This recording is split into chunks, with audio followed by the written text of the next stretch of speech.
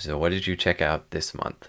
All right, I took kind of a Nick approach this month and watched a bunch of random crap, so some of it was really bad. Oh, good. Yeah. I watched a movie from 1956 called Helen of Troy, which is about Helen of Troy. This was directed by Robert Wise, who I've talked about a bunch of times. I've mentioned that he always seems to direct movies in different genres, and this, again, was a movie that I've never seen him do this type of movie before. This was definitely the Robert Wise movie that I have enjoyed the least. I didn't think it was very good. It's, of course, based on kind of the stuff around the Iliad and all those Greek myths, but it changes things a lot. It focuses on Paris, and anyone who's read the Iliad knows that Paris is kind of a cowardly wimp, but they turn him into the hero, and they make the Greeks into blatant villains, which is really weird. Part of what makes the Iliad so cool is there are characters that you like on both sides, and there are characters that you dislike on both sides. It's kind of Game of Thronesy in that way, where they're, depending on what's happening, you want certain characters to win or other characters.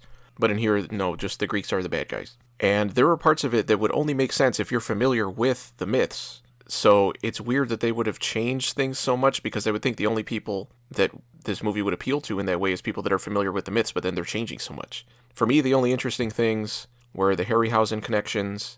You've got Torrin Thatcher, who was Sakura the Magician in Seventh Voyage of Sinbad. He plays Odysseus here, which I thought was really funny because he's usually playing, again, blatant villains. And in here, Odysseus is the hero of the Odyssey. But in this movie, he's the only Greek character that will openly say, hey, we're the bad guys, which makes everybody else uncomfortable. He refers to them, the Greeks, as pirates, and everybody kind of looks away and looks at the ground and, twiddles their thumbs, and he's just kind of there laughing. So that was kind of cool. And then Niall McGuinness, who played Zeus in Jason and the Argonauts, plays somebody in here. I don't remember who. And there was some footage from this movie reused in Jason and the Argonauts for the opening when there's kind of the battle scene. And the battle scenes in here, some of them were kind of cool in concept. I liked some of the tactics they used. But the acting in this movie is generally pretty bad, and that definitely applies to the extras. I shouldn't be laughing when it's a big battle scene and people are dying all over the place, but the acting is so terrible that I just kept laughing. I would not recommend this movie. It was very disappointing. I went back to 1935 and watched a movie called Little Big Shot. I watched this movie because Robert Armstrong was in it, who was Carl Denham in King Kong, and the only other thing I had seen him in was Mighty Joe Young, and in both movies he's basically playing a big showman guy who's trying to sell you his entertainment. So I said, I'm going to see what he's like playing somebody else, but it turns out in this movie he plays basically a street huckster guy, so he's also playing things up a lot and being very dramatic and very much a showman still. So he's basically scamming people, and he runs into an old friend, and he doesn't want his friend to know kind of where he's ended up, so he tries to make it seem like he has a lot of money, and the friend also seems to have a lot of money.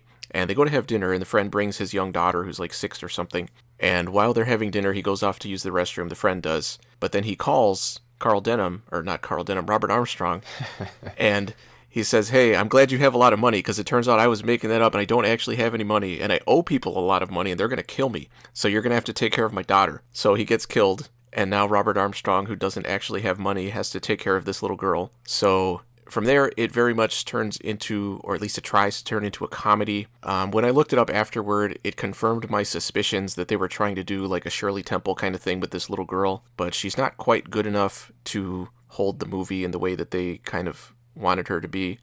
She was funny. There were some funny things in the movie. I liked some of her dialogue, the way she interacted with adults, but it wasn't funny enough. And of course they have that scene that they always have in movies like this where she's out on the street and has this whole big musical number, and it was way too much. And it's also the kind of movie that tries to be it tries to please every demographic. So you have a romance subplot that comes in out of nowhere. You have big action scenes. The entire end of the movie is a huge shootout. You have all the comedy stuff. You have drama. You have lots of crying from the little girl. It wasn't a bad movie. It was just kind of whatever. It was pretty much what I thought it was going to be. Very predictable and not really very noteworthy. I watched Signs from 2002, the M. Night Shyamalan movie. Yeah. Yeah, when this came out, I remember really, really liking it. but I think I only saw it maybe once all the way through back then. I had seen bits and pieces of it afterward because they were showing it on TV all the time. But this was the first time I'd gone back to watch the whole thing, and it was not as good as I remembered. It definitely didn't hold up to my memories. For people who don't know, basically a bunch of weird alien-related stuff starts happening around the world, and the movie focuses on one small family unit, and is really more about them as characters than it is about everything else going on. Everything that's happening it's more their reactions to everything that's going on. But if you want alien stuff, you do get the alien stuff. Yeah, I don't usually think of this as an alien movie. Yeah, I mean, it still is, though. My problem with the movie is, I guess I have two problems. But for me, the big one is Shyamalan is trying too hard to be impressive and to make every scene iconic. And I remembered a lot of these scenes from when I saw it back then as being iconic. But when you watch them now, it's like, wow, let me shove it in your face what I'm doing with my, filmmaking techniques. Give me an example. The scene where they are listening to the baby monitors and they hear like the alien communication stuff. Yeah. And they're like, oh, you have to move it higher and get it into a different place, and they all end up making a chain up the car and holding it up in the air and holding it there without moving for a while. There are a lot of scenes like that where or even just the way the camera is used. There's a certain conversation where the camera moves back and forth between the two characters, like it's just pivoting from one location back and forth, and it was just way too showy and too distracting. Now see, I disagree with you on this one, because I like those things in this movie. The thing is, I can appreciate those things. I see what he's doing and what he's trying to do, and I do like them as ideas. I just feel like it's at odds with the character stuff in the movie because it makes everything feel less real. It makes the characters feel more like movie characters because it's very clear that you're watching a movie the whole time. It kind of takes you out of it. So I can appreciate what he's doing on like a technical level, I guess, but it doesn't really work for me with everything else. The other big problem is the one that everybody kind of points to, which is the ending, the twist at the end, which I'm not going to spoil for anybody who hasn't seen it. I'm sure most people, even if you haven't seen it, you know what the twist is. What did you say? This is 2002? Yeah, but still, if you're one of those people that has heard the twist, or has at least heard that there's a dumb twist at the end and that's made you not want to watch the movie, but other than that it sounded interesting, I would still watch it, because as dumb as the twist is, and it is really stupid, I still really like this movie overall. Even if I don't feel like it completely succeeds at what it's trying to do, and it's definitely not as good as I remember it being, I still like it. I think the scenes that are intended to be tense still are pretty tense. Again, not as much as they're trying to be because everything is too in your face. I think also of the scene where they're shining the flashlights around in the basement. I almost said the dungeon. In the basement, and they're kind of both converging on the kid in the middle, and yeah, it's just too much. And the thing is, Shyamalan does that a lot with his movies, and in this movie, things do intentionally play out the way they do sometimes. That's part of the story, is that they might seem contrived when you're just watching it, but by the end of the movie it makes sense. But there are just times when on the filmmaking side it's too much. But I do still like this movie. I like the music.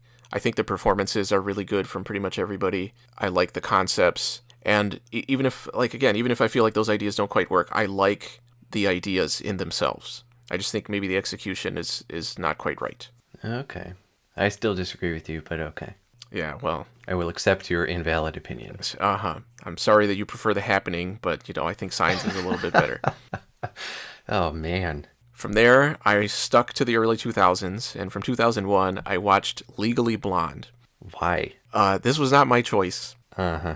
But I will say this movie had a sound comedic premise. You have a stereotypical dumb blonde girl whose boyfriend breaks up with her because he says she's not good for his future and his image and everything, and he wants to go to Harvard and become a senator or whatever. So she says, I'm going to show him up by getting into Harvard and show him that I can fit in with all that. I think a good filmmaker, good writers could make a good movie out of that. I was actually hoping this would be something along the lines of Mean Girls, which is actually intelligent and funny, but this was not those things. Damn. Yeah, this was very much a dumb mainstream comedy where every joke is very obvious and in your face. The entire plot of the movie is extremely predictable. There's really nothing in this movie that I thought worked. The performances are very over the top, and hey, look, I'm being funny, but that's not funny. You just described every mainstream comedy movie. Oh, I know. That's what it was.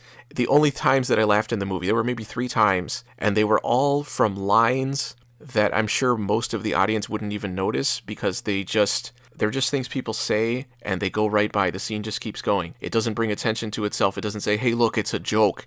And, people waving their arms in front of the camera. It's just a line and it's funny. And those worked. And if the whole movie had been like that, it could have been funny. But instead, it tried to just be as big and broad and dumb as possible, which was ironic given your main character. And you stayed awake during the whole thing. I guess. I wasn't watching it by myself, so I didn't want to be impolite. Did you let out a gigantic sigh as soon as the credits started rolling? I was doing it through the whole movie, so. And, there's even, some weird subplots that come in out of nowhere because they said, oh, shit, we gotta pad the movie out some more. But the subplots have nothing to do with the main plot at all, and they're also not funny. Could Shyamalan have fixed it with some showy camera work? It would have been more interesting, at least. So, yeah, I don't know. I can't recommend this movie. It was dumb. Like maybe she's trying to look at the grade on one of her tests and the two flashlight beams meet in the center. Is that Reese Witherspoon? Yes, Reese Witherspoon. So this movie is one of Reese's Pieces. That doesn't even... No. If it was a movie about candy or something, maybe it would have been appropriate to say that, but no. All right, what else did you watch? The next thing I watched was a movie we both watched from 1976 called The Food of the Gods. Yeah, I was so surprised when you told me you watched this movie because I just picked it at random. Yeah, I had watched part of this movie a long time ago on the Sci-Fi Channel, and I guess it was so long ago, or maybe I watched so little of it that I didn't remember anything because it was not really what I thought it was going to be. So have you read the book by H.G. Wells? I have not, and this movie, it even says in the opening credits, based on part of the book by H.G. Wells. Yeah, I read that apparently they had made another movie earlier that was based on another part of the novel. And I didn't find that out until after I watched this one, so I was kind of wondering when or if they were going to allude to certain things from the book. And they kind of did at the end, which we'll get to, I guess. But basically this movie is about people that find, just like in The Stuff, this white stuff bubbling up out of the ground. It looks like melted ice cream / porridge. Yeah, but also rotten ice cream or porridge. In The Stuff, people immediately start eating it because they're stupid. In this movie, people start feeding it to their farm animals because they're stupid. Right. Which it doesn't make sense in either movie. And I like how they even say they wouldn't eat it, so we had to mix it with their food to make them eat it. Yeah, and I like how they were disappointed that it wasn't oil. They thought maybe it was oil at first, even though it's white. And then they're like, well, it turned out not to be oil, so we fed it to our animals. There's no chain of thought there that makes any kind of sense, which pretty much applies to the whole movie. And I thought it was weird that the main woman... So in the book, the food of the gods is created by scientists. They just kind of figure it out and they just kind of call it the food of the gods as kind of a joke thing. In the movie, the woman that has survived that found the stuff, she called it the food of the gods, but she's portrayed as like a super Christian woman, and I thought it was weird that she would call something the food of the gods. That doesn't really make sense, which again, that applies to the whole movie, that statement. So the main guy is... A terrible actor? Is that what you were going to say? Well, I think... Everybody in this movie is a terrible actor in this movie. I've seen some of them in other movies, and they're not bad in other movies. But I thought he at least put more into it than some of the other ones. He at least felt like he was trying. His facial expression the whole movie looked like he was trying to hold in a fart. Yes, a very weird grimace. And his character is a football player. Actually, I wrote down the first lines that he has in the movie, which are, "My name is Morgan, I play football," which also tells you the level of writing you're getting in this movie. He is not an actor that I would say, hey, let's get that guy to play our hero, or hey, let's get that guy to play a football player. Or hey, let's get that guy some Gas X. He just seems like some weird guy off the street. And when that's your, main character, you're in for a really good movie. I thought the introduction of a variety of characters in this movie was a good idea, but each character was so one note, and they spouted out the same lines over and over again. Yeah, it felt kind of similar to the next movie I'm going to talk about, which was a kind of a disaster movie. It felt like it kind of had those elements. You even had the pregnant woman that gives birth during the whole thing that's happening, which, seems like a disaster movie trope. I would say this was a disaster of a movie. Yeah. So this movie was directed by Burt I. Gordon. Big special effects guy. Yeah, his initials spell out Big, and he was kind of known as Mr. Big. He made a lot of movies about big things. And I guess we didn't say the stuff that they feed to the animals makes them turn big. Yeah. So you've got giant wasps, you've got giant rats. You have the scene that reminded me of Slugs, where the idiot woman sticks her arm into a massive giant maggots, and they're just like crawling on her arm and biting her, and she just kind of sits there looking at it. And holds it still next to them instead of pulling away or doing anything. Yeah. There's a lot of miniature work, which helped. I thought some of it was good. Yeah, I agree. And some good compositing shots, a couple. Yeah, but then also some really bad ones. And there's a lot of puppetry, like when they have to show the people and the giant rats at the same time. You just have this really fake-looking rat head kind of popping out attached to somebody's hand, and the person just going, ah, and not moving because they can't really, because they only made the head of the rat. Yeah, and like you said, Bird-Eye Gordon was a big special effects guy. I'm assuming a lot of his movies he got made by nature of the fact that he could also do the effects and save money that way. Yeah. And it seems like really that was his only thought that he put into making the movie was, hey, I can do some special effects. But, you know, there's no thought on the writing. There's no thought on how it's put together. There are things in this movie that are just stupid and don't make sense. It is the kind of movie where I feel like if I saw it as a kid, I probably would have loved it. Especially at the end when they're all surrounded by giant rats in the house and they're just shooting them all over the place. I would have thought that was awesome. So I guess as a kid's movie, it could work, even though it is also very violent. Well, I will say, as I was watching that last sequence with the flood and everything, a kid did walk into the room and said, "What are you watching?" And I said, "Some dumb movie." And he watched for about 10 seconds and said, "Yeah, this does look like a dumb movie." Okay, well, sorry there's not a bunch of CGI in it, kid. He asked where Ultron was. And I said, "You missed him. He already showed up." So, I wouldn't recommend this movie. It wasn't bad enough to be a good bad movie, I don't think. No. It was just kind of whatever. And I'm sure they killed a lot of rats in real life in the filming. It had potential to be a good bad movie with those wasps at the beginning. Yeah, when they're shooting them and they kind of explode in like a puff of smoke for some reason. I read for those rats, they shot them with blood pellets, basically, to not kill them, but they clearly killed a bunch of those rats. Yeah, I mean, when their body is flying off to the side from getting shot by whatever they're shooting them with, I don't think they're going to be okay. Yeah, so the book has a bunch of segments concerning giant people and how society deals with those people, right? Yeah, I would say that's almost half of the book. And the movie kind of alludes to that at the end with what should have been a twist ending, but I can't really call it a twist ending because it goes on for like 5 minutes. For the book got very serious when it got into that stuff. And I will say I didn't feel like the book really worked because that stuff was super philosophical and all about kind of the tragedy of everything that's happening. And then you'd cut back to the scientists who were very goofy and over-the-top comedic. It's just straight comedy, all the scenes with the scientists. Except for the scenes where they also get attacked by giant animals and some of them die. So it feels really weird that you just have these dumb, goofy, like Robin Williams and Flubber kind of characters, and then they get attacked by giant rats and get killed. I think one of them gets stung by a wasp and dies. So it was a really weird book. There were parts of it that were really interesting. I feel like if Wells had separated the comedy stuff from the serious stuff, they both could have been good books, but he mashed them together and it didn't work. But yeah, the giant people, they're giant children. And at one point, the government decides that one of these children is too dangerous to allow to live, so they basically send the army after it. And again, it's treated very seriously. It's not like, oh, cool, there's going to be a scene of a kid like throwing tanks around or whatever. It's very straightforward and relatively realistic. And I mean, thinking about that and then watching this movie and how just stupid and ridiculous everything is, it was kind of a weird feeling. And apparently the other movie that they made before, which was also Bird-Eye Gordon, that was partially based on the book, did deal with giant people, but it sounded like it was just like that was a comedy. So I don't know. I feel like they just made a bunch of mistakes in adapting this novel, regardless of what they did. So the movie that this reminded me of, or that reminded me of this movie, I guess, was The Swarm from 1978.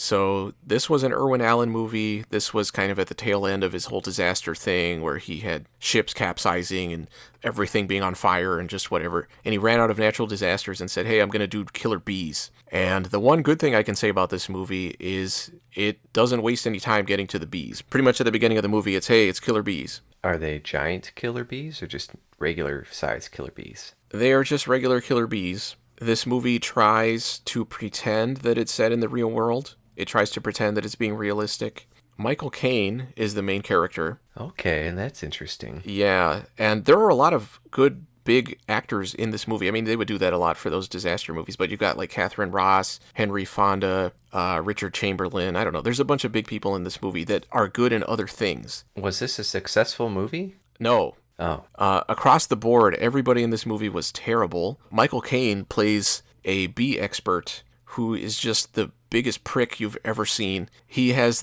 constantly the same expression on his face where he knows more than you do, but he's going to wait until you finish talking to tell you where you're wrong. Now, see, that's interesting because I don't picture Michael Caine in a role like that. Yeah, I mean, it was weird. It felt, sometimes when I was watching the movie, it felt like the actors didn't quite know how they were supposed to be acting in the scene or who their character was supposed to be. So they kind of read their lines and they kind of are just like, well, I guess I'll go with this persona, and none of it really worked. This is a movie that pops up on worst movies of all time lists a lot. And of course, those lists are always, subjective, but also full of crap. But for the scale of this movie, I can see why people would feel that way about it. It was also 2 hours long. And if it wasn't 2 hours long, honestly, there were some really good bad movie parts in this movie. There were parts where I was laughing a lot, but it was just way too long and way too boring for all the parts in between those really funny moments. One of the best ones was there was this kid whose parents get killed by the bees, so he gets his friends together to get revenge, and they go to a tree that the bees are coming out of, and they set it on fire, and then they run away, and they hide under some upside-down aluminum trash cans. And the bees come flying looking for them, but they can't find them, so they start flying away, and then the kids pull off the trash cans, and the bees are like, oh shit, there's the kids, and then they start coming after the kids again. It was very unintentionally funny. There were a lot of moments like that. Also, when people get stung and survive, they then hallucinate giant bees. And there's a scene where they try to do like a romance between Michael Caine and Catherine Ross. Oh man, I was really hoping you'd say Michael Caine and a giant bee. Unfortunately not, but it's almost as good. So Catherine Ross gets stung, and there's a scene where they're standing in front of each other, and Michael Caine's trying to be all charming, even though he's a huge dick. And Catherine Ross is just staring blankly at him, because that's the way she acts in this movie. And she looks into his eyes, and she hallucinates a giant bee coming out of his eye. And he's there just trying to be like, everything's going to be okay. He's like rubbing her arms and stuff, and she's just seeing this giant bee coming at her.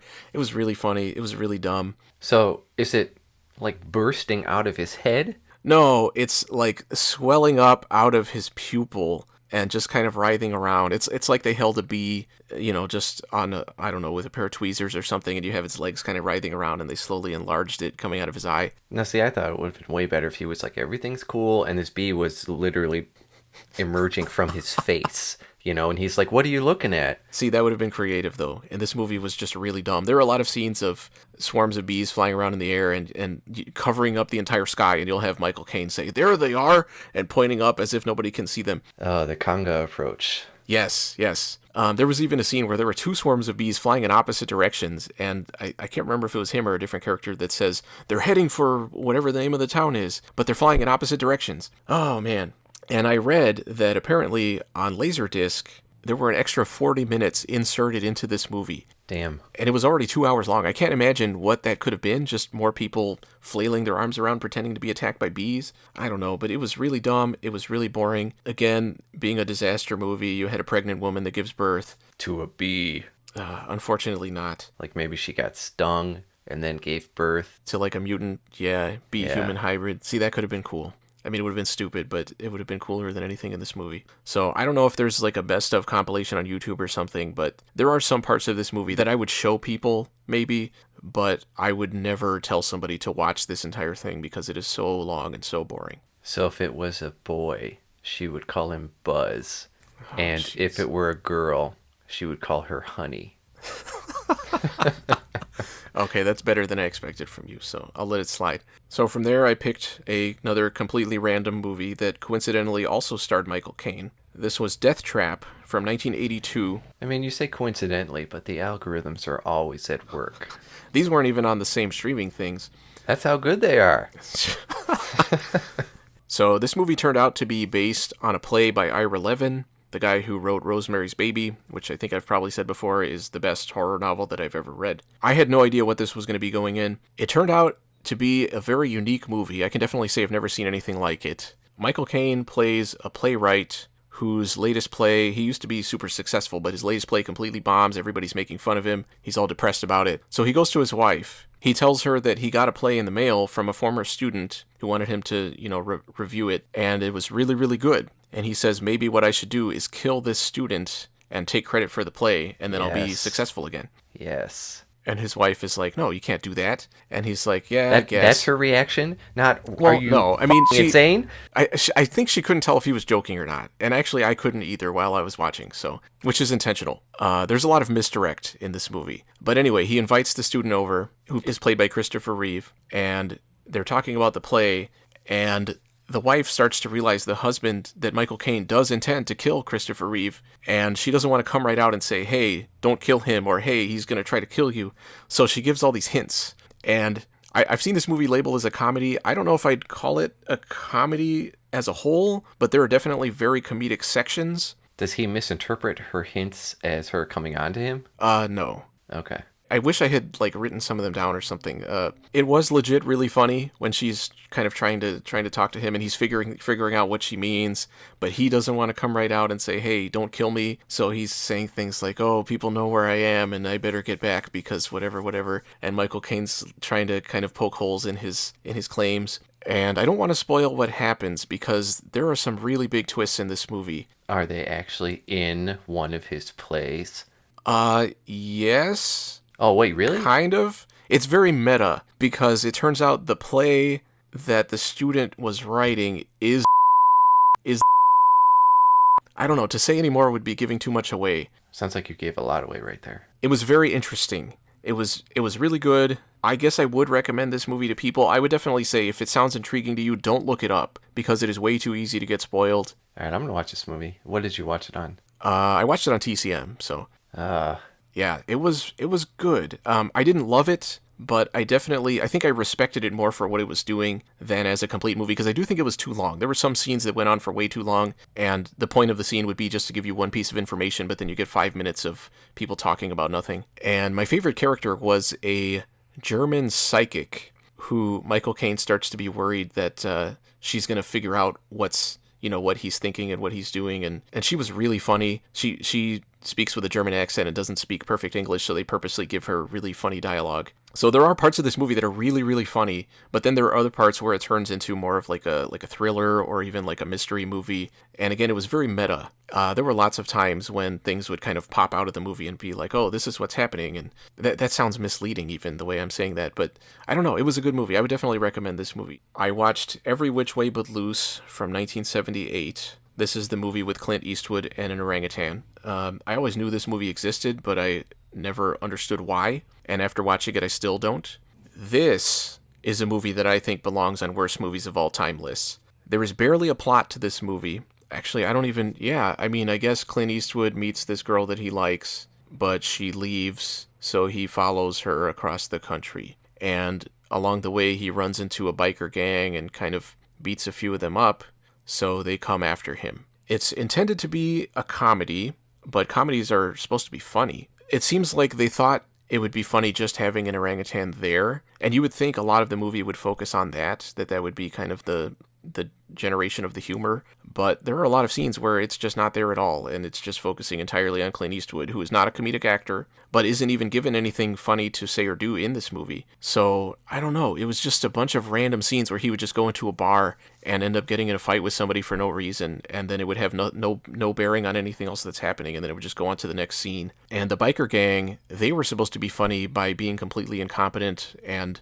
kind of getting beaten up by basically everybody over the course of the movie, but it was like they said, hey, that's a funny idea, but then they didn't figure out how to make it funny in the movie and how it plays out. Or there's like the old woman from Harold and Maude. At one point, she pulls out a giant gun and starts shooting at them. And it's supposed to be funny because, hey, look, it's an old woman with a giant gun. And that's it. That's the joke. And that's the movie. So you're saying this movie could have been made today? Because that feels like a lot of modern comedies, too. Yes, I agree. And it was just so dumb. I mean, at least modern comedies, and I can't believe I'm saying this because I hate modern comedies, but at least the actors would be trying to act in a funny way. This movie didn't even have that. So it sounds like this movie is ripe for a remake.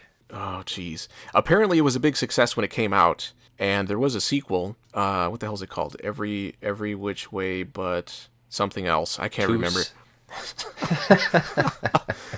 And I think the sequel was also a big success. So people saw the first one and said, hey, I want more of that, and went to see the second one. Oh, This, boy. I mean, as boring as The Swarm was, this movie was way more boring. This movie was one of the dumbest things I've ever seen in my life. So I had to watch something better. So I watched Creepshow from 1982, which I'm not going to talk about because we've had a video in the works forever for that. It's got to be, what, 2 or 3 years? Jeez, yeah. So it's going to come out eventually. You'll hear about that movie. All you need to know is it's really, really good. Yeah, you're also going to hear us talk the way we did when we started this channel. Yeah, that's what I've been thinking about. It's probably not going to be a great video, so, you can be Look excited forward for to that. it. Yeah. That still wasn't enough to make up for how bad those other movies were, though. So I watched Batman Returns from 1992. Hey, I just watched that last month, I think. Yeah, so we talked about it already. Great performances, great cinematography, great music, great Tim Burton-ness. This is Tim Burton at his peak, I think. I agree. And it's definitely my favorite Batman movie. Mask of the Phantasm's pretty close. And I might have said this before, but not a good Batman movie, just a good Tim Burton movie. But it's really, really cool. Oh, and I noticed this time that Mac's dad from It's Always Sunny plays the clown that steals the baby that Oswald then returns when he shows up as a hero. So I thought that was funny. Where he has that one line of dialogue. I'm not really one for speeches, so I'll just say thanks. And then jumps in the sewer. Yeah, Oh, okay. I never realized that. yeah. No wonder he ended up the way he did. I watched Network from 1976. This was directed by Sidney Lumet, who also directed Deathtrap. I've heard of this movie. I knew it was supposed to be good, but I didn't really know anything else about it. It turned out to be way better than I expected. It starts out with a news anchor who finds out he's going to be fired. So while he's on air, he says, hey, I'm going to kill myself live on, whatever day. So, you guys can look forward to that. And the people behind the scenes are just not paying attention to anything, so it just goes out uninterrupted. And it leads to a whole behind-the-scenes thing where everybody's blowing up on everybody else, and people start thinking different things and saying, hey, maybe we can exploit this. Once they convince him not to kill himself, they realize, hey, we can get ratings by giving him his own show and having him just... He's basically having like a complete mental breakdown, and they give him his own show and have him just spout out all his... whatever he wants to talk about. And it turns out it strikes a nerve in the nation, and he gets a huge following. I mean, you said 1970s, but this sounds very much like things that do happen today. Yes, well, that's the thing. I would highly recommend this movie to everybody. This movie predicted a lot of modern news shows where, news in quotation marks, where you just have people giving you their opinions for an hour and not actually giving you any factual information. That's basically what is happening in here. But this is back in the 70s, so it was a new idea at the time. And it's really weird watching the movie and having, especially with how much swearing there is in the movie, and then they talk about the other TV shows that are coming out at the time, and they're so wholesome and, family oriented and stuff. It adds kind of a weird sense of reality too, because I wasn't around back in the 70s, so when you watch shows from the 70s, you don't really think about what the real world was like. At least I don't. We watch the world of the show, which is very artificial. But then you see this kind of stuff happening behind the scenes, which again, the movie is clearly very satirical and over the top. It is really funny at times. It's also extremely depressing. It actually reminded me a lot of, and I wonder if this was an influence on Robocop and the commercial sequences in that movie. Yeah, when you were talking about that, that's what I was thinking of. Yeah, it really feels like this could be what's happening behind the scenes of that kind of thing. But more real world still, even though it is satirical and it is over the top. It's really sharp in the way that it comments on reality and people's reactions to things, and it even applies to the internet era and stuff. So yeah, I would definitely recommend this movie to everybody. It's really funny, really interesting, really entertaining. There's lots of big actors in this movie too, but this time they're actually good. Really well put together, really thought-provoking throughout. This was just a really, really good movie. And then the final thing I watched was another movie we both watched, which was Shin, Kamen Rider, which just came out this year, 2023. This was an adaptation, I guess, of the original Kamen Rider show from 1972, which I have seen most of, but not all of. And I was not familiar with Kamen Rider at all, other than he was a bug guy on a motorcycle. So basically, well, actually, I don't know if I could even describe what the movie's about. It's about a bug guy on a motorcycle. Yeah, That's technically true. The original show was about this organization that's trying to take over the world, so they turn people into cyborgs to do their bidding, and one of their cyborg guys escapes and fights back, and that's Kamen Rider. And then partway through, there's a second Kamen Rider introduced. And basically every episode, here's a new cyborg for him to fight. The movie... And I remember before we saw it, I said this movie's probably going to try to do the thing where they go into him having to deal with being a cyborg now and how that has changed his life and everything. But that's literally how the movie starts, meaning you don't have any background for him or anything. He doesn't really, he's not a character yet. And the first thing you're going to do is say, hey, this is how my life has changed. And I felt like that was a big mistake because...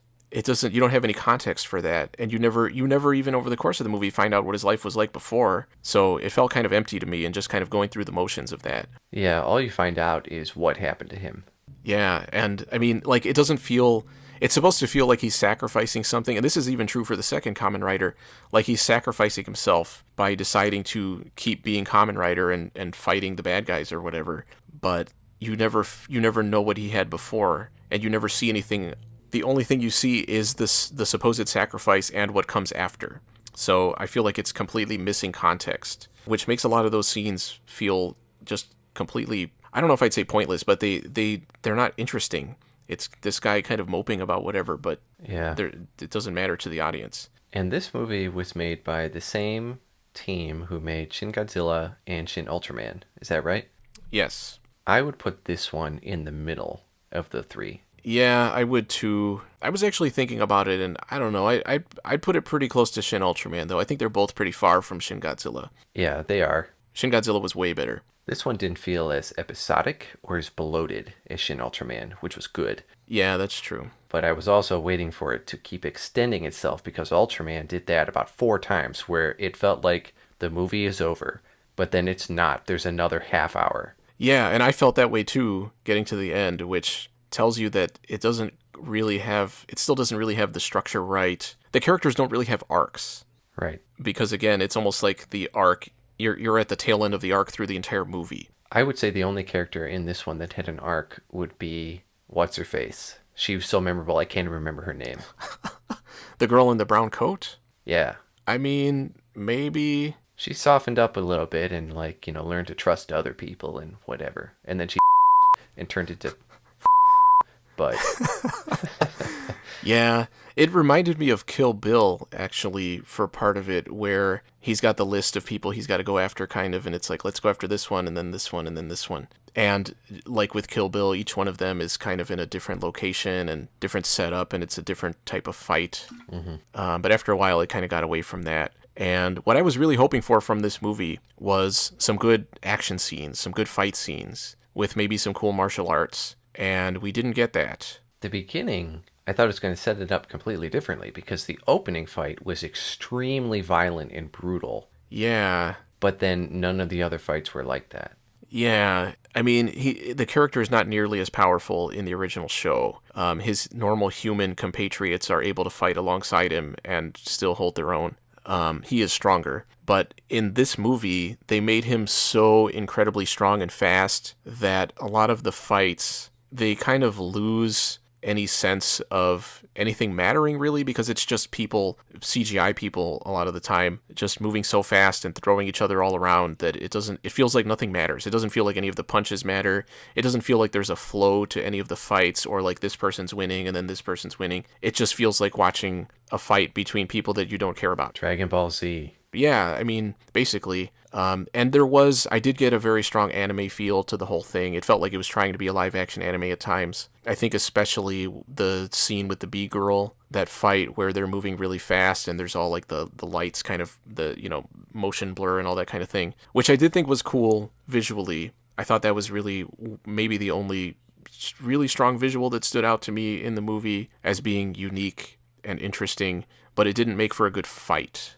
She was a wasp, not a bee. Whatever. I don't think they make a distinction in Japanese. Yeah, I don't know. I didn't like it. There's no way to really connect to any of the characters. The movie also just throws you right into everything, so you don't have even context for the world that it takes place in. And everything about Shocker, the evil organization, was really weird and hard to follow. I kind of thought, because there's a big exposition moment where it's like, here's what Shocker is. And it's this AI, basically, that decides that in order to, it's supposed to make people happy? Is that what it's supposed to do? They're going to make everybody happy, but in order to do that, they found the easiest way to do that is to just kill everyone, or I don't know. Yeah, I'm not sure. If you're not sad, you'll be happy, and you'll be not sad if you're dead. Something I like think, that. yeah, I don't know. I don't think it was trying to kill everybody. I think it said something about it had to erase the cause of people's unhappiness or something. I can't remember. I don't know. The fact that we're not sure. It was too deep for both of us. Yeah, I mean, we just watched this movie like 3 days ago, and we're not sure what it was about. And I thought when they had that big exposition scene, I kind of thought, oh, later they'll have some discussions about that, or they'll get more into it, but they never really did. And it did try to do kind of the way Evangelion ended with all the like this philosophical crap, which is also how Ultraman ended. They kind of tried to do the same thing here again, and just like with those things, it was boring and way too talky. Without really, it felt like watching the Matrix sequels, where people just go on without actually saying anything. Yeah. And without anything interesting happening. But again, it wasn't as philosophical as Ultraman. Yeah, and I mean, it's not as bad as the Matrix sequels. I wouldn't say I necessarily even thought it was bad. I walked out of the theater thinking, well, that sure was a movie. Yeah, that was pretty much my reaction too. It was definitely a big disappointment compared to the original Kamen Rider, which was a kid's show basically, but I really like it. And it had a lot of cool action scenes, and this movie didn't. It was just people throwing each other around and lots of CGI and firing unlimited ammo machine guns at each other for 5 minutes straight. I could have watched The Little Mermaid instead. So yeah, I don't know. I guess I would probably say skip this one, unfortunately. I read Out of the Silent Planet by C.S. Lewis from, let me see, I just had it here. 2022? From 1943. Oh, that's close enough. This book was about a guy who gets kidnapped on Earth by a couple guys that have a spaceship, and they take him up to this other planet where supposedly they're going to give him up to these aliens. And when they get there, the guy freaks out and manages to get away and spends almost the rest of the entire book just kind of wandering around on this planet and encountering the different aliens that live there. I got a very strong Edgar Rice Burroughs feel to some of it. Burroughs has a lot of wandering around and encountering aliens and stuff in his sci-fi stuff. And there was even an element of learning the language that some of these aliens are speaking, and Burroughs would create entire languages for some of his books. I was hoping this book was going to go more in a Burroughs-y direction. I was hoping learning the language was something you would kind of do over the course of the book, but after that element is introduced, it mostly kind of goes away and you just learn a few random words. So that was kind of disappointing. I also just... I like the action in the Burroughs books. They're filled with a lot of action, and I was hoping for some of that in here, and you don't really get very much. There is some. There's a scene where they're hunting a sea monster at one point. It was disappointing compared to what I was hoping for. I feel like it would have been better if there had been more of a kind of central conflict instead of just so much wandering around. But that's not really the book it was trying to be. It was more about ideas, and that stuff was interesting. I think it just took a little too long to get to that, I think. But the whole book turns out to be a lot more about kind of exploring Lewis's kind of invented version of the solar system, I guess, because it turns out there are beings that we don't know about that are existing all out in the universe, and each planet kind of has their own. He kind of creates his own cosmology and different types of races that live in different places and stuff like that. And it was cool. Some of that was interesting. I'm not really familiar with Lewis. I read the Chronicles, or I read the first Narnia book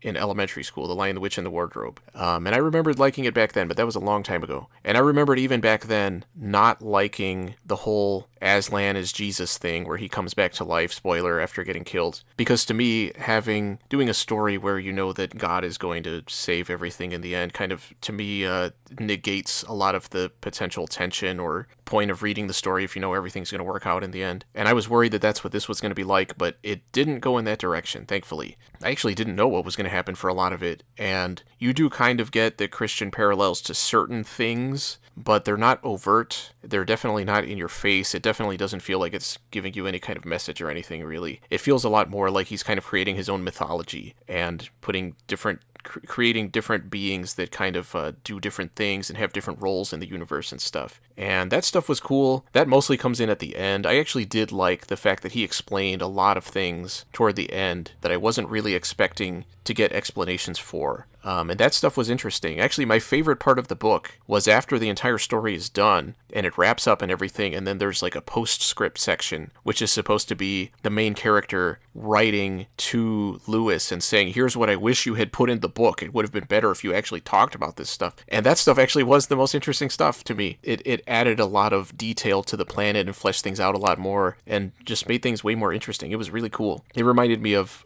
Toward the End of the Lost World by Arthur Conan Doyle. There's a section where they said, then there's all these other adventures that we had but we couldn't talk about here, where we encountered all these other weird things, and it's just a list of things and just really brief descriptions, and that stuff was really interesting. And it really serves to kind of flesh out the story a lot more without actually taking the time to go off to the side and talk about things that would not really fit into the main story. So I did like it. I know it's the first of a trilogy. I am interested in going on. I already bought the second one, but I don't know when I'll read it. And the fact that it was from the early 40s. Lewis mentions H.G. Wells multiple times in the book, and he specifically references First Men in the Moon, which I haven't read, but that was kind of what I assumed it was going to be most similar to. And you can feel that he is kind of trying to do kind of an homage to Wells for a lot of it. But Wells was writing in the late 1800s to the early 1900s primarily, and this is from the 40s. So this definitely felt way older than it actually was. If I didn't know when it was written, I would have assumed it was from maybe like 1915 or something, because it did feel a lot more also like the early Edgar Rice Burroughs stuff. I guess Burroughs stuff never really changed, but by the time you get into the 40s, you have people that are doing a lot more realistic science fiction, I guess, and this felt very much like a throwback. So even the way he explores scientific concepts, like the fact that this planet he's on has less gravity, so everything grows taller and thinner, and that includes the beings that live there. They tend to have tall, thin bodies. At one point, he even talks about the waves in the, well, it's not water. I don't even, there's like this weird blue liquid that's not water, but he's able to drink it like water. And the waves on it are really tall and thin and kind of come to points. It wasn't realistic necessarily, but it was really interesting to see somebody trying to conceptualize scientific ideas based on not actually having that background and not having the knowledge of, nowadays we have space stuff all over the place, but this was, before people had actually been into space, so he had to kind of think about what it might be like. And even the way he talks about traveling through space and what the spaceship is like and stuff like that. It was really interesting. So I liked it a lot for the ideas. I wasn't crazy about the story, I think is what it was. It was too much of wandering around and a little too directionless. But the ideas were cool, and it definitely was intriguing enough that I would like to read the other two. And I've been playing Resident Evil 2. Which one? The remake. I think I talked about it a little bit before. Yeah. I definitely like it more than 7. I got pretty close to the end, but I was playing it on hard. And I got to a boss fight where I had no health items and I had no health. So one hit from anything would kill me, and it was just too dang hard. So I finally decided to start over. And because I kept loading earlier saves, but it turned out none of them go back to where I actually can pick up any health items. And I don't use first aid sprays because I just don't use first aid sprays. So I had a bunch of first aid sprays, but I wasn't about to use them. So you're making the game even harder than hard. Yeah. I mean, it would have been way too easy if I had been able to use those, because I had like 15 of them or something. I can see some people listening to this scratching their head right now. Yeah, I know. First aid sprays they're for the pansies that want to play. All right, well, call me a pansy then, because right, I use first aid sprays. Yeah, go ahead. I use the items that the game gives me to use to play the game. It doesn't tell you that they give you cancer down the line. It's just, immediate relief. But when I restarted it, I accidentally restarted it on normal. So I'm going to go ahead and just play through it on normal. I will say, from playing through it, I really like the whole police station section at the beginning. That feels like classic Resident Evil, where you're exploring a closed off area and opening up more and more parts of it and finding keys that go to different areas and going back and forth and doing all this kind of stuff. That's really good. That's part of what makes Resident Evil and Resident Evil 2 so good. Once you get past that, for the remake, it felt like they said, well, we have to make everything bigger. So you get to the sewers, which in the first game is a relatively small area. And in here, they are so sprawling and gigantic, and it's so easy to get lost. There are 3 levels, 3 floors, and it's so easy to forget which one is which and where you're trying to go and how to get to one area from another one. And it's not challenging in the way where it feels satisfying. It's just frustrating. because it's not even that it's hard. It's just that, well, how the hell do I get over here? I have to go down this way and take this whole long path and go around over here, all this kind of stuff. And then once you get to the lab, it does get a little better, but it still felt like they made everything just too big in terms of area, where it's not even necessarily that you have a lot to do. It's just that it's too much area that you have to keep backtracking over. And it feels like it loses the tightness that it had early on. So the police station section was great. Everything else has been just okay. But I did like the way they handled the plant enemies, which I won't spoil. I thought that was kind of cool. I like all the weapon upgrades, and I've only been playing as Leon, so I don't know how different Claire is. The boss fights are pretty good. I like the way they tried to make them unique. So I am enjoying it. I definitely don't like it as much as I did at the beginning because the police station section was so good. The rest of it is just okay. So would you prefer anti-first aid sprays where you spray and it removes health? No. In classic Resident Evil games, if you use first aid sprays, you lower your ranking, and you want to get the best ranking to get the, to unlock the most stuff. So I think just from playing it like that, I naturally came to play the games in a way where I just did not use first aid sprays. And I did make it a conscious decision when I went in on this one, and with every Resident Evil game, that I wasn't going to use the first aid spray. Does the ranking thing work in the remake too? I have no idea. So, we'll find out if I was wasting my time. But also, I mean, like I said, it would have been way too easy if I had been using those first aid sprays. I feel like the difficulty is good on hard for the most part. Is there a difficulty past hard if you beat hard? I think there is. I think there's like a nightmare mode or something like that, which honestly, I think hard is the right difficulty. I think if it was any harder, it would be not fun to play. I kind of talked a little bit before about how I don't like the way modern games are kind of designed. One of the things that I don't like about this game is the way you control your character. It feels like if it was harder, it would be harder more because of the way your character moves and responds to things. I think of like comparing this to Resident Evil 4, where responses are immediate and you have your character do this and they do it, and it's you have control over everything in a more kind of immediate and exact way. And in this game, it feels like they purposely made things kind of slower to make it a little bit more kind of artificially difficult through the controls. And I think if the game itself was any harder, the controls would hold it back a little too much. So I will try the harder difficulty if there is one there, but I don't think I'll enjoy it as much. I like to play Super Mario Brothers without using the jump button. See, this is how you can tell the difference between people that like... Well, no, I'm not going to say that. Yeah, you're damn right you're not going to say that. Anyway, that's everything I did this month. So what did you check out this month? I watched Circle of Iron from 1978, which was a movie that Bruce Lee co-wrote and was going to be one of the main characters, but then he died, and he was replaced by David Carradine. And I guess that was because David Carradine was in Kung Fu, and I still don't really understand the comparison between Bruce Lee and David Carradine. Like, who would look at one and say, yeah, they're pretty much the same person? Yeah. The main character is played by Jeff Cooper, who I did not recognize from anything, but I loved his Wikipedia entry discussing his life after acting. Are you ready? Go ahead. He spent his days playing guitar, working out at the local YMCA, and reading books he checked out from the public library. So Jeff Cooper plays this guy who fights in a martial arts tournament, and the winner gets to seek out Zeton, who is this mythical figure who has this book that contains all the secrets of the universe or something. And even though he wins, he doesn't do it the right way. So the leaders of this group, who are judging the contest, led by Roddy McDowell, of all people, let the actual winner go. But Cooper, whose name in the movie is Chord, like a cable, not like music notes. As if that would somehow be worse.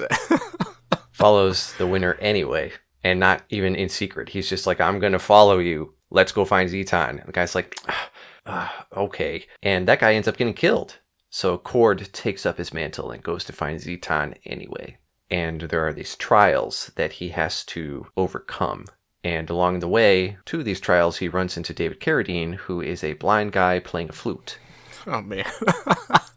And it's a big, long flute. Imagine his character in Kill Bill, except he's blind. And he speaks in all of these riddles. Even though they're not that complicated, Cord is just a big, dumb idiot. Is that why he plays the flute in Kill Bill? It probably is. Cannot confirm. Okay, I'll ask Tarantino. Are you ready for some of these, like, riddles and deep philosophical, whatever, because that's why Bruce Lee wrote the movie. He was like, I want this to be an examination of like Eastern, Western philosophy and whatever. Okay, yeah, let's get some of those.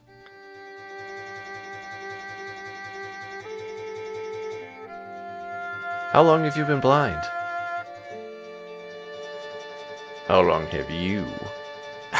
Oh, it's so deep. Each trial Cord has to overcome involves David Carradine playing somebody else.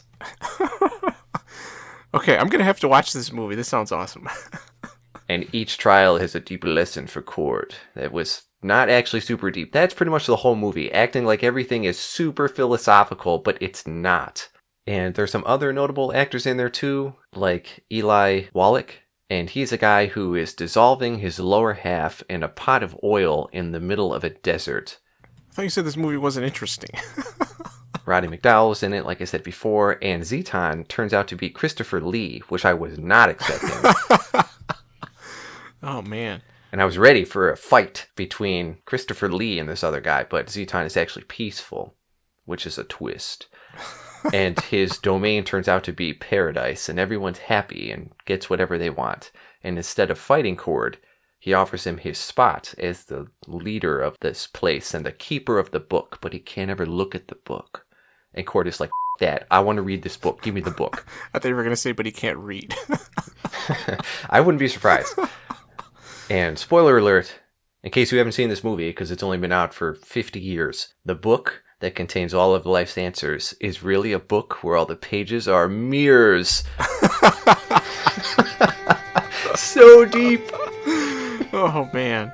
And now Cord, that he understands everything and he's smart, that's in quotes, decides to leave and meets up with David Carradine, who's like, you finally understand. And he gives him his flute or some shit. And Christopher Lee is all like, no, please, you must release me from my peaceful paradise. And then the movie is over. So there's a message they're trying to tell in this movie, and they act like this is going to be very controversial. People aren't going to understand. It feels really pretentious.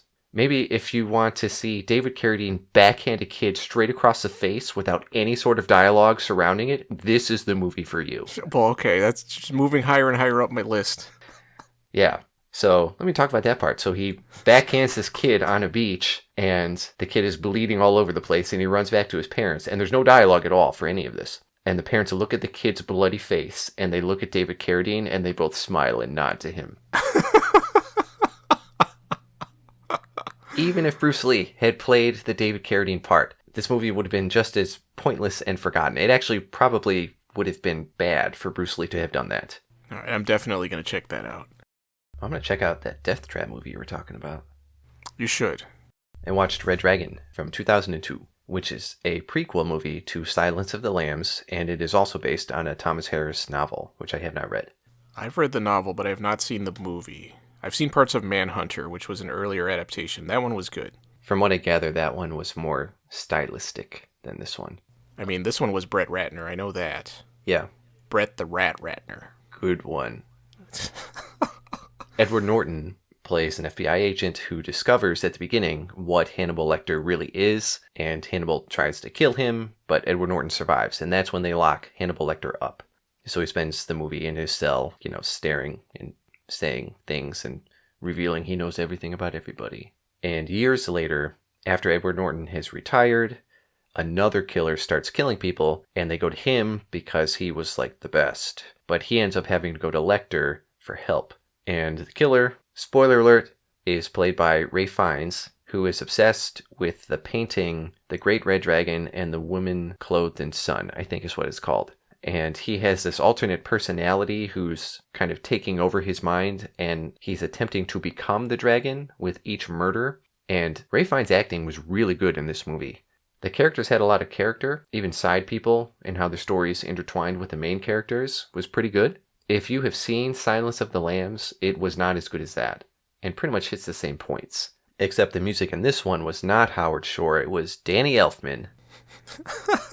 Not what I would think to put to a movie like that. So naturally, Hannibal Lecter has a pair of bongos in his cell. So So you see Edward Norton walking down that long hallway, and you just hear the sound of bongos echoing.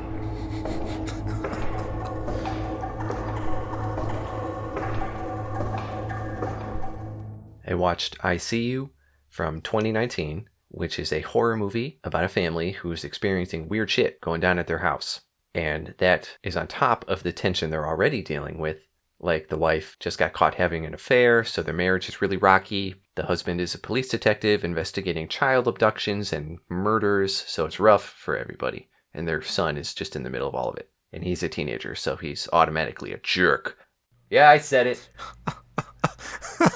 And all the weird stuff happening in the house appears to be supernatural. And I was thinking, yeah, it's going to be a typical whatever, and the family's going to have to come together at the end, you know, to overcome the poltergeist type crap that's going on.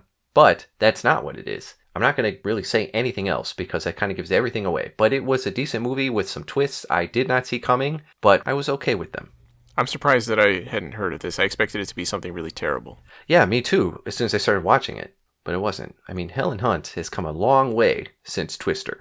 I watched Robocop 2 from 1990. I recently watched the first Robocop with somebody, and they said, aren't there other Robocop movies? What's the second one about? And I sat there for a solid 3 minutes before saying, I can't remember for the life of me. I feel like you've talked about this on here before, too. I know I have, but I think you have, too. I thought you talked about Robocop 3. I talked about this one also. It's nowhere near as good as the first one. It pushes way more humor and just a general 90s feel into everything. Everything feels like a Saturday morning cartoon. As a kid, I probably would have liked this one better than the first one, because the elements of this movie would have appealed to me as a kid more. The behind the scenes sounds like a train wreck, and I'm surprised it turned out as semi-passable as it did.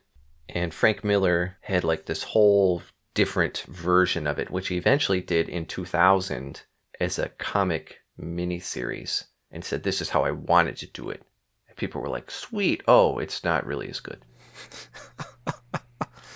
That's all I really have to say about that.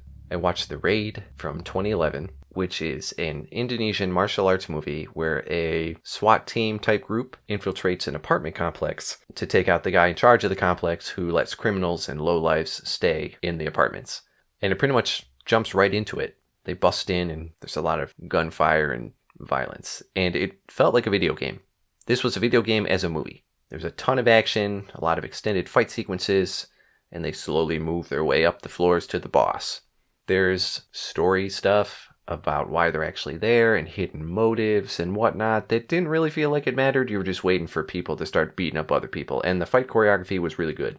It gave me a Tony Jaa feel. He's not in this. This is not a Tony Jaa movie. But it gave me that kind of feel back when his movies were starting to become popular. But something I liked a lot more about this was that all of the people who were fighting could also act the way their characters are supposed to act. And in Tony Jaa movies, it was clear it was just a really good fighter who had no acting ability. Yeah.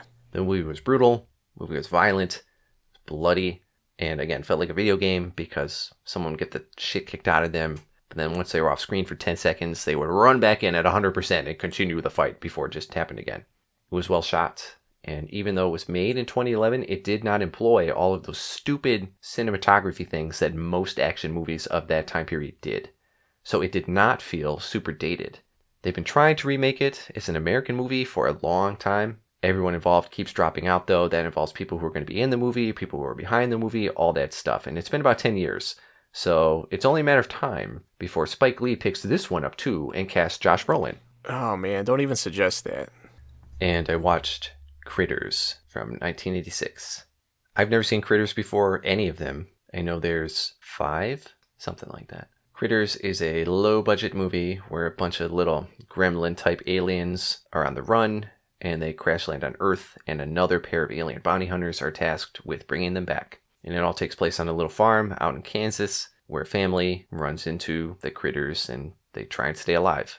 And they're just these little puffballs that roll around and bite people, and they're monsters. It was a pretty standard 80s little creature horror movie. Nothing really stood out that much. There were some goofy characters, creature humor, lots of explosions. It felt like exactly what I expected it to be. And I watched A Fox in Space. What the hell is that? 2 YouTube videos The first episode came out in 2016, and it is an animated reimagining / deep dive of the Star Fox universe. It creates all of these backstories and connections between the characters. It was all made by one guy, and it ran for about 15 minutes. And I didn't know anything about it, but somebody at work said, "Hey, there's a new episode of A Fox in Space." And I said, "What are you talking about?" But then he told me about it and said, "You should watch it." So I watched the first one, and I was like, that was actually pretty good. And then the second one came out this year, 2023, and is 40 minutes long. And it's still just the one guy doing pretty much everything, except some of the voiceover work. And I watched both of them, and for a one-man operation, it was pretty dang good, especially the second one. And the first one is much lower quality, but the standout for both of them is really the writing. The characters, their dialogue, their interactions, the pacing, it's very impressive. And I didn't think I was going to like it as much as I did. Some people like it way more than me, as you can see in the comments for both of those videos. They kind of crack me up because people are just obsessed. They are fawning over these videos. I mean, it's good, it's cool, but whoa. There's a lot of Easter eggs and references that just exist, which are my favorite kind. There's not a wink and a nudge to point out, hey, I'm blatantly referencing this thing. The research has been done. The guy is clearly a big fan, and it all turned out good. And I don't normally spend time watching YouTube stuff in general, which is, ironic considering we have this channel. But I don't subscribe to people. If people are like, hey, do you watch so-and-so? I'd be like, that sounds like a disease, not a YouTuber's name. But this was worth it. And the second episode really took the whole thing up a level.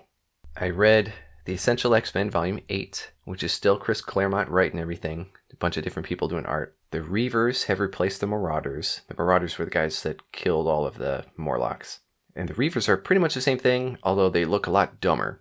There's that one dude who is a Smash TV enemy, where the bottom half of his body is a tank. You know what I'm talking about, right? Yeah. Which is so dumb. How does he get through a door? How does he do anything normal? So when they show up, they use Gateway, who's the guy that makes a gateway to wherever and doesn't talk, but he's not part of the group.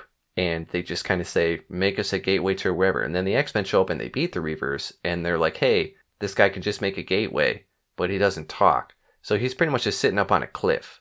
I don't know if they ever did anything else with him. Yeah, I don't either. He's basically just a plot device, yeah. That's exactly what he is. There's that long-standing arc where all the X-Men died, but they didn't really die, but everyone thought they died, and they can't be detected by any technology or magic. But they're still in the middle of all these giant disasters, and they're fighting and helping people, and people see them doing stuff. But then later, when the news report comes out, they don't show up on camera because technology can't capture them. So people just, I don't know, forget that they were there, but they don't. It was not well thought out. It was an interesting concept, but then Claremont was like, I don't know. And every time some bad guy or good guy shows up, they're like, what? I thought you were all dead. Even though they've been actively running all over the globe, literally because they have Gateway sending them all over the globe, doing all sorts of shit. Yeah, do you know in real life why they did that? Yeah, I think it was because Claremont was running out of ideas and just kept hitting the reset button in different ways. Okay, I mean, I was wondering if it was a way to stop things from being as convoluted where you'd have to read all the different X titles to understand what was happening. Well, it failed if that's the case because it got even more complicated. Okay. The Brood show up again, but they don't really do anything new. There's this big focus on Dazzler and Longshot in this volume, which was a mistake. And then they start a relationship together, which is an even bigger mistake. Oh, man. And even though the X-Men are still a team, they do not feel like a team. And it's not because they're like, we're not working together. We need to become more of a team or something like that. They are working together, but it seems like they just don't give a shit about anything. There's so little character growth throughout this entire volume. I remember that it felt like they were isolated, not just physically in the world, being out in the desert and everything, but also just like socially from everything else. Like it felt like they didn't have the background that they had before. Isn't that what he said? I don't know. You listening to me? I heard some of it. They throw in a lot of Genosha stuff. I don't know if this is where it was actually introduced. Yes. And Genosha is a place, I think it's an island, where mutants are nothing more than slaves, and they're less than human. Which, again, was an interesting concept, and it starts off all well and good, but it quickly spirals off into something just to throw in when Claremont runs out of other ideas. They'll be anywhere in the world, and then he'll just throw in a bunch of Genoshan guards, and they'll show up and be like, we're taking you back to Genosha, and start shooting everybody.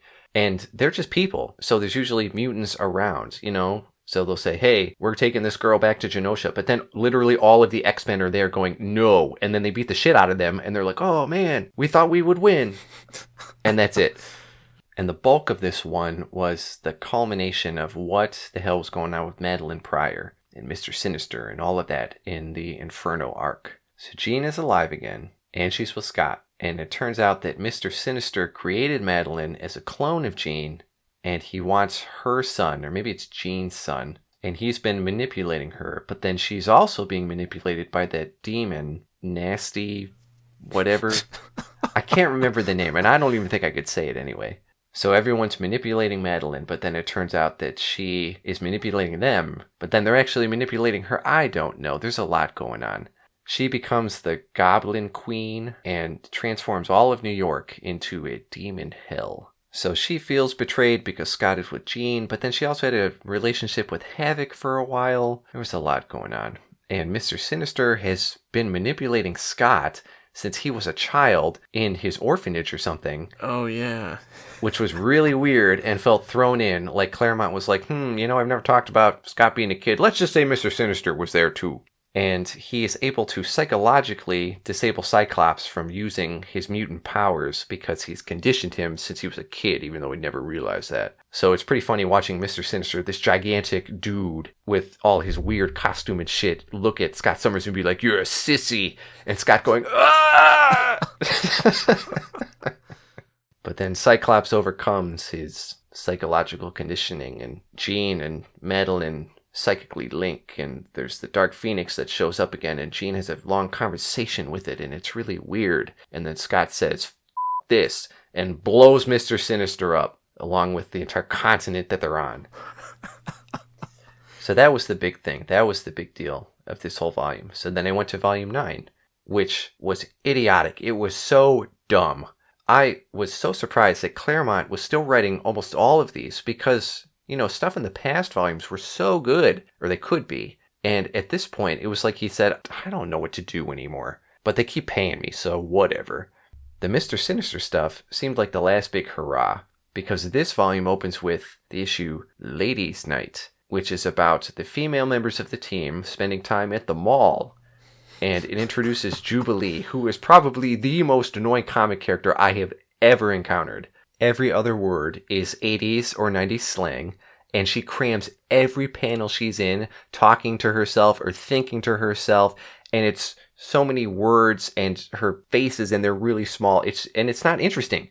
And after that issue, it's followed up by following the male members of the team who are in a bar, and goofy aliens show up to take over, and everything looks really dumb. I was specifically looking at this issue being like, what the f*** is up with this art? And then it was like, by Rob Liefeld. And I was like, And it's all comedic and stupid. And it's like, weren't you guys just fighting Mr. Sinister in New York where it was a demonic hellscape and there was all this drama going on? And now it's like, I can't get a drink in a bar without aliens invading. And the aliens all have really dumb, big looking teeth. And it's, The whole volume was so skippable, I am struggling to remember anything about it. The only notable things were Havoc killing Storm, or he thought he did. She's not really dead, but you actually think she's dead, because she actually gets turned into a child later. I'm getting ahead of myself. Lorna Dane struggles with Malice, who is stuck to her now.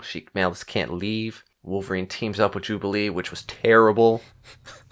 I think Jubilee was maybe intended to be a Kitty Pryde 2.0, but Kitty Pryde was interesting. Kitty Pryde could interact with other characters and listen to other people. Jubilee just talks to herself and just won't shut the up.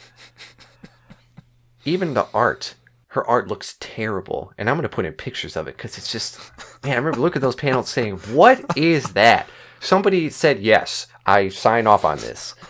And then eventually Claremont hits the reset button again because everyone goes through the Siege Perilous, I think it's called, which is something Roma, I think that was her name, gave them, which is basically death. It's a death doorway, and you are judged, and you don't know where you'll end up. So if you're bad, you'll probably end up in hell. If you're good, who knows what will happen. So they all walk through for some reason. There's some battle that they have to walk through, and it splits them all up, and some of them have amnesia, and some of them don't.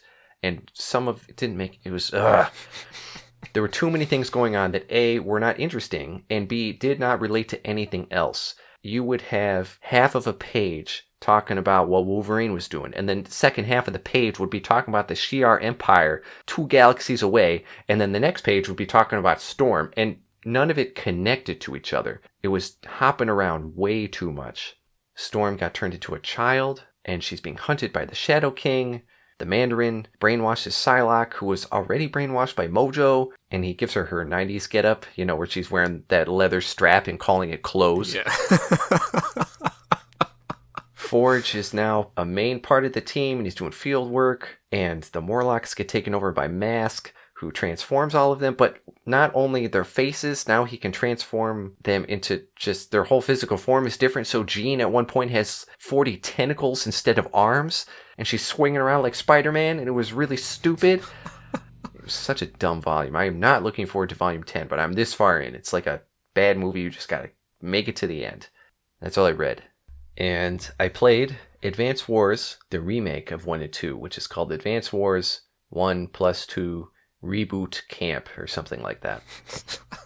Advance Wars came out on Game Boy Advance probably back in 2001 or something like that. And then the second one was a couple years later.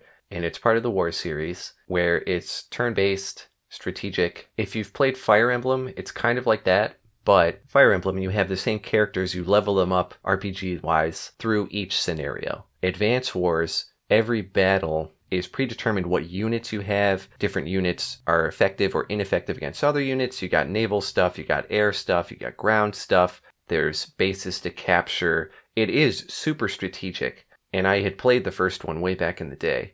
So this was my first time playing the second one, which is actually way better. There's a lot more variety of types of battles, so it's not always just defeat the enemy to win. There's a lot of do this very specific thing to win. And it really makes you think. Some of them are hard. Like, I will fail, and there's a little help where the person would be like, hey, you should have done this. And I go, damn, they're right.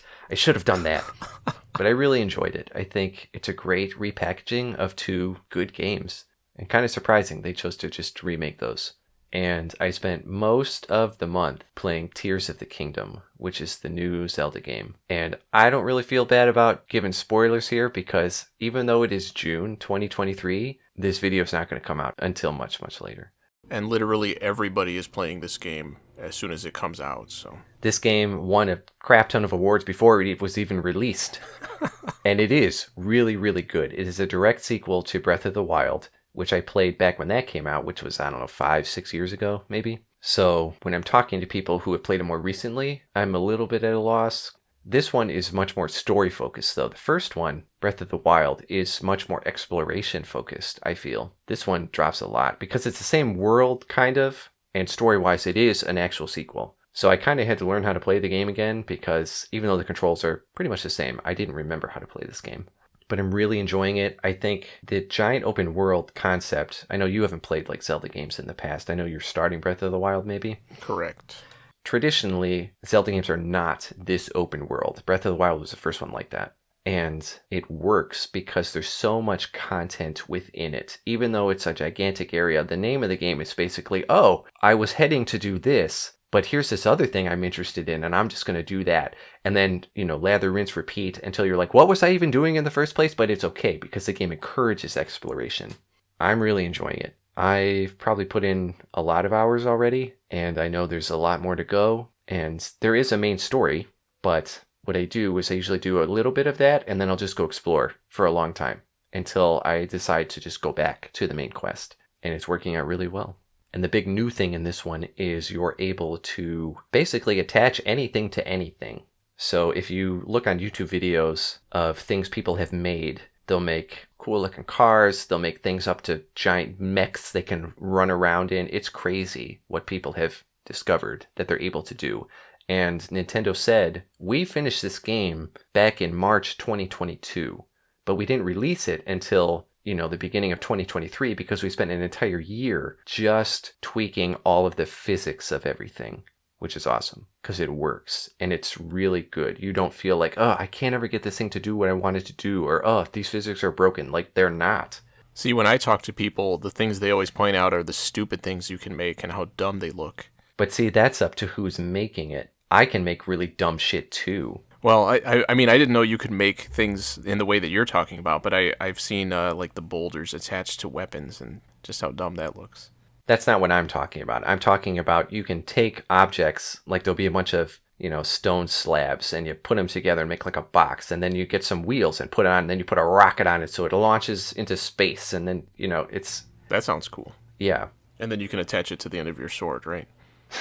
You can only attach one thing to weapons and shields. So sometimes I'll take like a big wooden box and put it on my shield so it looks dumb.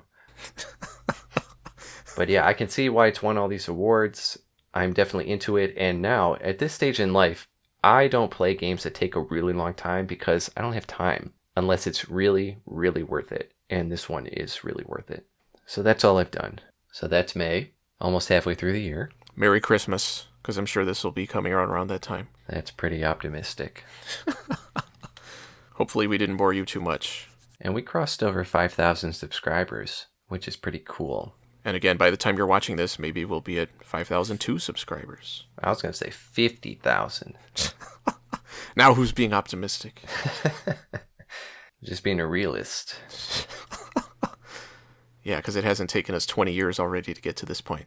The video with the most views is that Riccio one. Yeah, one of the still pretty early ones. And it's only because people mostly overseas are looking for the entire movie. And once they realize that's not it, they leave. That's what we owe our entire success, if you can even call it that, too. People looking for a bootleg movie. Thanks for watching.